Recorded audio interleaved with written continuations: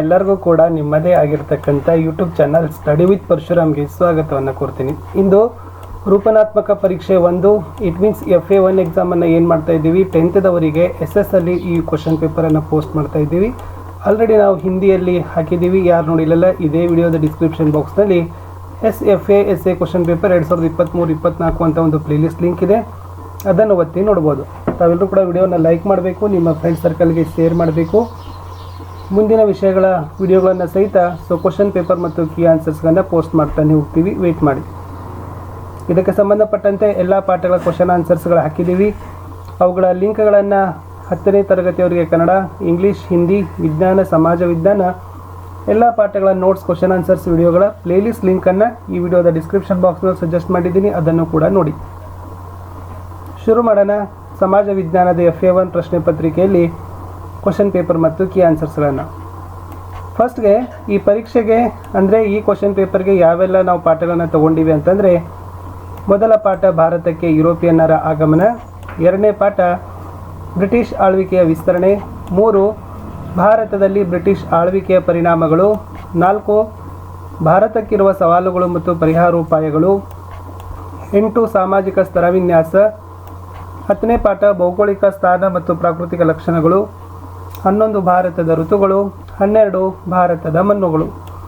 ಇಷ್ಟೆಲ್ಲ ಪಾಠಗಳ ಮೇಲೆ ನಾವೇನು ಮಾಡಿದ್ದೀವಿ ಅಂತಂದರೆ, ನಿಮಗೆ 20 ಅಂಕಗಳ ಒಂದು FA1 ಕ್ವಶನ್ ಪೇಪರನ್ನು ಸೆಟ್ ಮಾಡಿದ್ದಾರೆ. ಇದನ್ನು ಜುಲೈ 2023ರ 3ನೇ ವಾರದಲ್ಲಿ ಮಾಡ್ತಾರೆ. ಇದು ಮಾದರಿ ಇದೆ, ಇದರ ಥರ ಕ್ವಶನ್ಸ್ ಪೇಪರ್ಸ್ಗಳು ಇರ್ತವೆ. ತಾವೆಲ್ಲ ಪಾಠಗಳನ್ನು ಚೆನ್ನಾಗಿ ಓದಿಕೊಂಡು ಪ್ರಿಪ್ರೇಷನನ್ನು ಮಾಡ್ಕೊಂಡು ಹೋಗಬೇಕು. ಪ್ರಶ್ನೆ ಪತ್ರಿಕೆ ತರಗತಿ 10 ವಿಷಯ ಸಮಾಜ ವಿಜ್ಞಾನ, ಅವಧಿ 60 ನಿಮಿಷ, ಅಂಕಗಳು 20. ಫಸ್ಟ್ ಇದೆ, ಸೂಕ್ತವಾದದ್ದನ್ನು ಆರಿಸಿ ಕ್ರಮಾಕ್ಷರದೊಂದಿಗೆ ಬರೆಯಿರಿ. 3 ಕ್ವಶನ್ಸ್ ಇದ್ದಾವೆ, ಒಂದೊಂದಕ್ಕೆ 1 ಅಂಕ, ಒಟ್ಟು 3 ಅಂಕ. ಪ್ರಶ್ನೆ 1, ಡಾಲ್ಹೌಸಿ ಭಾರತಕ್ಕೆ ಆಗಮಿಸಿದ ವರ್ಷ. A 1845, B 1846, C 1847, D 1848. ತಮಗೆ ಗೊತ್ತಿದೆ ಡಾಲ್ಹೌಸಿ ಭಾರತಕ್ಕೆ ಯಾವಾಗ ಬಂದಿದ್ದಪ್ಪ ಅಂದರೆ ಆಯ್ಕೆ D 1848 ಅಂತಕ್ಕಂಥದ್ದು ಸರಿಯಾದ ಉತ್ತರ. ಮುಂದಿನ ಪ್ರಶ್ನೆ 2, ಕಲ್ಕತ್ತಾದಲ್ಲಿ ಮದರಸಾವನ್ನು ಸ್ಥಾಪಿಸಿದವರು.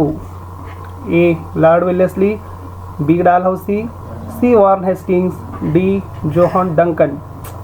ಕೋಲ್ಕತ್ತಾದಲ್ಲಿ ಮದರಸಾವನ್ನು ವಾರ್ನ್ ಹೇಸ್ಟಿಂಗ್ಸ್ ಏನು ಮಾಡಿದಪ್ಪ ಅಂದರೆ ಸ್ಥಾಪಿಸಿದ್ದ. C ವಾರ್ನ್ ಹೇಸ್ಟಿಂಗ್ಸ್ ಅಂತ ಬರೆದ್ರೆ ನಿಮಗೆ 1 ಅಂಕ ಏನು ಮಾಡ್ತಾರಪ್ಪ ಅಂದ್ರೆ ಕೊಡ್ತಾರೆ. ಮುಂದಿನ ಪ್ರಶ್ನೆ 3, ಬೇಸಿಗೆ ಕಾಲದಲ್ಲಿ ಪಶ್ಚಿಮ ಬಂಗಾಳದಲ್ಲಿ ಬೀಳುವ ಮಳೆಗೆ ಏನಂತ ಕರೀತಾರೆ. A ಕಾಫಿ ತುಂತುರು, B ಆಂಡೀಸ್, C ಮಾವಿನ ಹೊಯ್ಲು, D ಕಾಲ್ ಬೈಸಾಖಿ. ಬೇಸಿಗೆ ಕಾಲದಲ್ಲಿ ಪಶ್ಚಿಮ ಬಂಗಾಳದಲ್ಲಿ ಬೀಳತಕ್ಕಂಥ ಮಳೆಗೆ ಆಯ್ಕೆ D ಕಾಲ್ ಬೈಸಾಖಿ ಅಂತ ಕರೀತಾರೆ. ಮುಂದಿನ ಪ್ರಶ್ನೆ 2, ಮೇನ್ ಕ್ವಶನ್ 2, ಒಂದು ವಾಕ್ಯದಲ್ಲಿ ಉತ್ತರಿಸಿರಿ. 4 ಪ್ರಶ್ನೆಗಳು, ಒಂದೊಂದಕ್ಕೆ 1 ಅಂಕ, ಒಟ್ಟು 4 ಅಂಕ. ಪ್ರಶ್ನೆ 4 ಇತ್ತು, ಸಹಾಯಕ ಸೈನ್ಯ ಪದ್ಧತಿ ಜಾರಿಗೆ ತಂದವನು ಯಾರು ಅಂತ ಕೇಳಿದ್ದಾರೆ. ತಮಗೆಲ್ರಿಗೂ ಗೊತ್ತಿದೆ ವಿದ್ಯಾರ್ಥಿಗಳೇ, ಸಹಾಯಕ ಸೈನ್ಯ ಪದ್ಧತಿಯನ್ನು ಜಾರಿಗೆ ತಂದವನು ಲಾರ್ಡ್ ವೆಲ್ಲೆಸ್ಲಿ ಅಂತಕ್ಕಂಥದ್ದು ಸರಿಯಾದ ಉತ್ತರ. ದತ್ತು ಮಕ್ಕಳಿಗೆ ಹಕ್ಕಿಲ್ಲ ನೀತಿ, ಲಾರ್ಡ್ ಡೌಲಾಸಿ, ಅವು ಎರಡೂ ಇಂಪಾರ್ಟೆಂಟ್ ಇದ್ದಾವೆ. ಮುಂದಿನ ಪ್ರಶ್ನೆ 5, ಕಳ್ಳ ಸಾಗಾಣಿಕೆ ಎಂದರೇನು ಅಂತ ಕೇಳಿದ್ದಾರೆ. ಉತ್ತರ ನೋಡೋಣ. ಕಳ್ಳ ಸಾಗಾಣಿಕೆ ಅಂದರೆ ಸರ್ಕಾರಕ್ಕೆ ಆಮದು ಸುಂಕ ನೀಡದೆ ವಿದೇಶಗಳಿಂದ ವಸ್ತು ತರಿಸಿಕೊಳ್ಳೋದಕ್ಕೆ ಕಳ್ಳ ಸಾಗಾಣಿಕೆ ಅಂತ ಏನು ಮಾಡ್ತಾರಪ್ಪ ಅಂದರೆ ಕರೀತಾರೆ. ನೆಕ್ಸ್ಟ್ ಕ್ವಶನ್ 6, ಮಾನವ ಕುಲ ತಾನೊಂದೇ ಒಲಂ ಎಂದು ಹೇಳಿದವರಾರು. ಎಸ್, ತುಂಬಾ ವೆರಿ ಇಂಪಾರ್ಟೆಂಟ್ ಇದೆ. ಅದನ್ನು ಆದಿಕವಿ ಪಂಪ ಹೇಳಿದ್ದಾನೆ, ಮಾನವ ಕುಲ ತಾನೊಂದೇ ಒಲಂ. 7ನೇ ಪ್ರಶ್ನೆ ಬಂತು, ಭೂಕ್ಷೇತ್ರದಲ್ಲಿ ಭಾರತ ಎಷ್ಟನೇ ದೊಡ್ಡ ರಾಷ್ಟ್ರ. ಎಸ್, ಏನು ಕ್ಷೇತ್ರ ಇದೆಯಲ್ಲ ಆ ಕ್ಷೇತ್ರಫಲದ ದೃಷ್ಟಿಯಲ್ಲಿ ನೋಡಿದಾಗ ಭಾರತ ಎಷ್ಟನೇ ದೊಡ್ಡ ರಾಷ್ಟ್ರ ಅಂತ ಕೇಳಿದ್ದಾರೆ. 7ನೇ ಪ್ರಶ್ನೆ, ಉತ್ತರನೂ ಕೂಡ 7ನೇ ಸ್ಥಾನದಲ್ಲಿನೇ ಇದೆ.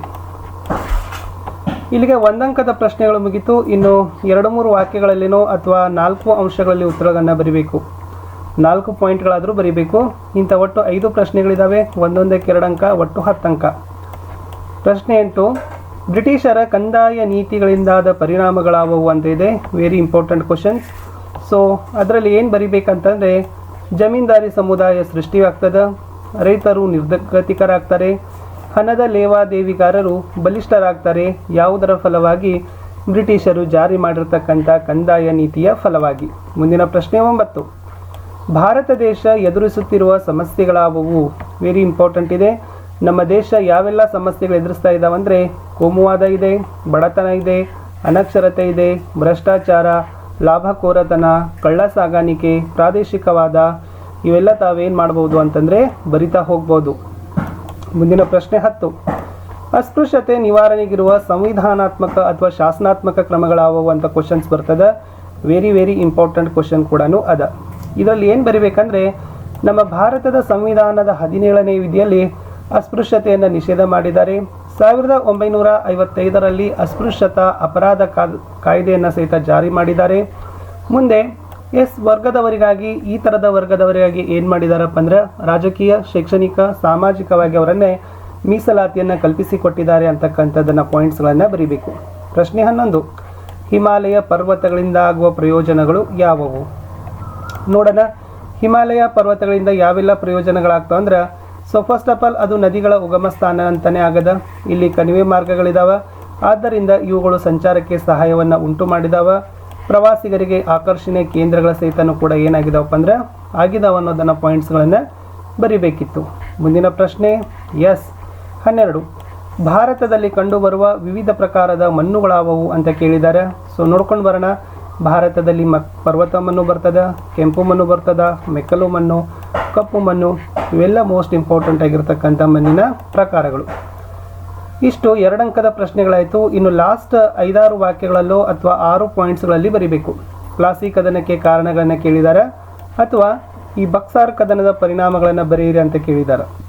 ಫಸ್ಟ್ ಪ್ಲಾಸಿ ಕದನಕ್ಕೆ ಕಾರಣಗಳನ್ನು ನೋಡ್ಕೊಂಡು ಬರೋದಾದರೆ ಅಲ್ಲಿ 3 ಪಾಯಿಂಟ್ ಬರ್ತಾವೆ. ಒಂದು ದಸ್ತಕಗಳ ದುರುಪಯೋಗ, 2ನೇದು ಕಲ್ಕತ್ತಾ ಕೋಟೆ ದುರಸ್ತಿ, 3ನೇದು ಕಪ್ಪು ಕೋಣೆ ದುರಂತ ಬರ್ತದೆ. ಅವು 3 ಪಾಯಿಂಟ್ಸ್ ಬರೆದ್ರೆ ಅದು ಪ್ಲಾಸಿ ಕದನಕ್ಕೆ ಕಾರಣ ಆಯಿತು. ಇನ್ನು ಬಕ್ಸಾರ್ ಕದನದ ಪರಿಣಾಮಗಳಂತ ಕೇಳಿದ್ದಾರೆ. ಬಕ್ಸಾರ್ ಕದನದ ಪರಿಣಾಮಗಳಲ್ಲಿ ನೋಡೋದಾದರೆ ಈಸ್ಟ್ ಇಂಡಿಯಾ ಕಂಪನಿಗೆ ದಿವಾನಿ ಹಕ್ಕು ಸಿಗ್ತದೆ. ಶಾ ಆಲಂ ಬಂಗಾಳದ ಮೇಲೆ ತನ್ನ ಹಕ್ಕನ್ನು ಬ್ರಿಟಿಷರಿಗೆ ಬಿಟ್ಟು ಕೊಡ್ತಾನೆ. 50 ಲಕ್ಷ ರೂಪಾಯಿ ಕಂಪನಿಗೆ ಕೊಡಬೇಕಾಗ್ತದೆ. ಬಂಗಾಳದ ಮೇಲೆ ಕಂಪನಿ ಸಂಪೂರ್ಣವಾಗಿ ಆಡಳಿತವನ್ನು ಮಾಡ್ತದ ಅಂತಕ್ಕದ್ದನ್ನು ಬಕ್ಸಾರ್ ಕದನದ ಪರಿಣಾಮಗಳಲ್ಲಿ ಬರಿಬೇಕು. ಸ್ನೇಹಿತರೆ, ಇಲ್ಲಿಯವರೆಗೆ ನಾನು ಏನು ಮಾಡಿದ್ದೀನಿ ಅಂತಂದರೆ ನಿಮಗೆ SSLCಯ ಸಮಾಜ ವಿಜ್ಞಾನದಲ್ಲಿ ಬರ್ತಕ್ಕಂಥ FA1 ಕ್ವಶನ್ ಪೇಪರ್ಸನ್ನು ಕೀ ಆನ್ಸರ್ದೊಂದಿಗೆ ಕೊಟ್ಟಿದ್ದೀನಿ. ಹಿಂದಿಯಲ್ಲಿನೂ ಕೊಟ್ಟಿದ್ದೆ. ಅದನ್ನು ಸಹಿತ ನೋಡಿ. ಮುಂಬರ್ತಕ್ಕಂಥ 4 ವಿಷಯಗಳಲ್ಲಿನೂ ಕೂಡ ಕ್ವಶನ್ ಪೇಪರ್ ಮತ್ತು ಕೀ ಆನ್ಸರ್ಸ್ಗಳನ್ನ ಕೊಡ್ತೀನಿ. ನಮ್ಮ ಯೂಟ್ಯೂಬ್ ಚಾನಲ್ನಲ್ಲಿ ನಿಮಗೆ ಕನ್ನಡ, ಇಂಗ್ಲೀಷ್, ಹಿಂದಿ, ವಿಜ್ಞಾನ, ಸಮಾಜ ವಿಜ್ಞಾನದಲ್ಲಿ ಎಲ್ಲ ಪಾಠಗಳ notes, question answers, question paper